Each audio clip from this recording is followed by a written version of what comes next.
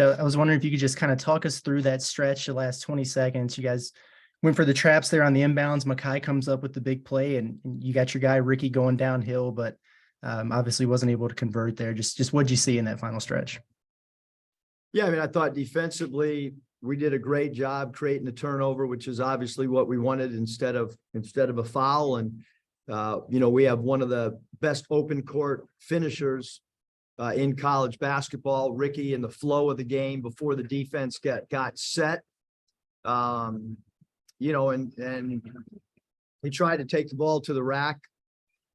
Haven't looked at it on video yet, but Ricky Council trying to get downhill on a broken play is usually something good happens for us. But he struggled tonight offensively, as did many of our guys, especially from 3-point land and the foul line. Were you surprised at all at some of the struggles early in the game offensively? Did you get a sense that might be the case going into it? And what do you think opened things up for you a little bit in the second half? Yeah, I mean, obviously, not making a three in the first half, going 0 for 13, your offense is going to struggle when you take 13 3-point attempts and you don't make one of them, and then you just go 1 of 3 from the foul line. So out of character for us to take 25 threes, very out of character for us to only get 10 free throws attempted. And then, on those 10 attempts, obviously, shooting 50% from the foul line, going 5 of 10 is, we need guys to work on their game individually and get shots up, especially with no class right now. Individual improvement on their own, getting shooting reps up is in my opinion, extremely important. Coming off the break, Anthony wasn't able to practice because he was sick for 2 days. He got 1 practice in, and much like last year when we came back and JD was sick, and there's no excuses, but it's back-to-back years coming off a break where offensively, not much rhythm at all after a 3-day break.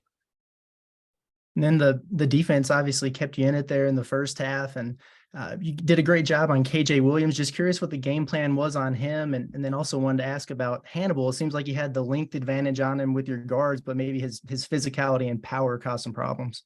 Yeah, I thought Hannibal and Fountain, the two guys that have played in the SEC prior, to playing at LSU. I thought both those guys' experience in the SEC, I thought it showed tonight. They were their 2 leading scorers. I thought we did a great job on the 2 players that we really focused on defensively, which was KJ Williams, their leading scorer, one of the highest scorers in the league. And I thought we did a great job on Adam Miller as well. So they're 2 leading scorers. I don't know if we could do, or if anybody can do a much better job than the way that we defended those 2. But then the other 3 defenders have got to be able to keep Hannibal in front. I thought his attacking relentlessly to the basket, physicality, contact, finishing was phenomenal. Mitchell? Coach, I was just going to ask, I mean, Makai sort of touched on it, but how did that, I mean, obviously it doesn't help that you're not hitting 3-pointers tonight, but how much did that 1-2-2 matchup zone sort of affect you guys, what you're trying to do offensively? Well, I thought for a stretch there, it hurt us. And then I thought once we spaced the floor and got into our zone attack a little, they didn't play it down the stretch for a reason, because I thought, at one point, that's when we went on a little bit of a scoring run. And I think that's the time when we had our largest lead of 6 points right around that 10-minute mark. So I thought at times looked stagnant. And then I thought as we faced it a little longer, we got much better at finding some gaps and attacking it. You mentioned the idea, that it was those guys who had played the SEC before, and the combination of, first true road game of the year plus first SEC game for some of your guys. both, whether they're transfers or freshmen. Did you notice that at all during the course of the game impacting them? Well, certainly, when we shoot 27% from the field in the first half and you shoot 4 for 25 from 3 and you go 5 of 10 from the foul line, that's not normal. Obviously you got to give LSU and their coaching staff and their players a lot of credit, because 25 threes for us is a lot of attempts. But on the positive side, on a road game, we did only have 10 turnovers against a team that does a pretty good job of creating steals. We had 8 steals to their 6, and one of LSU's defensive strengths is creating steals and turnovers. And so from that aspect, I thought we did a pretty decent job. And then the only last thing I had was, I assume you have to like what you guys were able to get for the most part from Devontae tonight, just, in terms of, sort of giving you guys a couple buckets when you really needed them in the second half. Yeah, I thought Devo did a good job with this pull-up mid-range game, and he rebounded the ball really well and defended as well. Any other questions?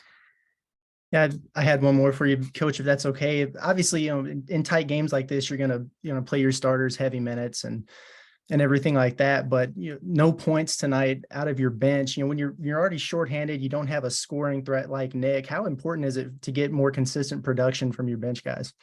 Yeah, we went 8 deep. Tried to put Jalen in there, and there was a charge, and we thought maybe Joseph at one point. So we certainly would like productivity, and then on. In their defense, you also got to have some minutes, to produce. So, we had some starters that had, games that were very uncharacteristic of them tonight. And then lastly, obviously not the result that you wanted tonight, but you've got 17 more of these league games to go. So, what are some of the lessons learned, for this young group that they can kind of carry over and improve on moving forward? Well, we got to, I think everybody's going to understand how hard this league is and how many games come down to the last minute and a half. I mean, we've talked about that, since we got together, way early in the summer. And so we got 2 guys that have SEC experience. So there's going to be a lot of learning lessons for this team early on for sure. And, I think our ball club tonight probably learned how hard it is to win on the road, and LSU had a phenomenal crowd with no class being in. I was actually surprised at how good and how loud and how energetic their crowd was. Thanks, Coach. Thanks. Thanks, Coach.